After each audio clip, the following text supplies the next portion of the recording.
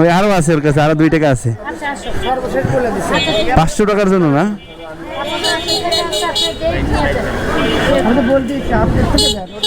আপনারা হচ্ছে গিয়ে বিড়াল কিনবে, তাদের কাছে 5000 টাকা আছে। শখের জিনিস তো আপা, 2 টাকা বেশি কম সুস্থ আছে তো বাচ্চাটা। অনেক অনেক মানে অনেক দাম দেখে আপনার 300 টাকা দিন। রিক্সা ভাড়াটা দিয়ে দেন।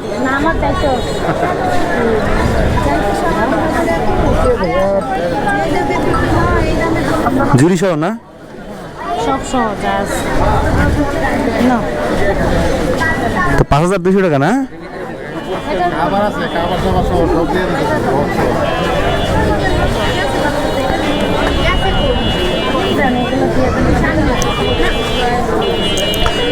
এই যে বাচ্চাটা হচ্ছে গিয়ে অনেক কষ্ট করে টাকা জমাইছে, 5200 টাকায় বিড়াল কিনলো। বাচ্চা মানুষ তো অনেক খুশি। আপনি টোটাল সেট পাচ্ছেন এক কথায়। আপনি ওইগুলো দিয়ে দিয়েছেন? ওইগুলোর দামই তো আছে 1000 টাকার উপরে। ওটা কিনছিল 1400 টাকা দিয়ে। তুমি টাকা জমাইছো? বাচ্চার জন্য দিচ্ছি। বিড়ালটা কি খাওয়াবা নিয়া?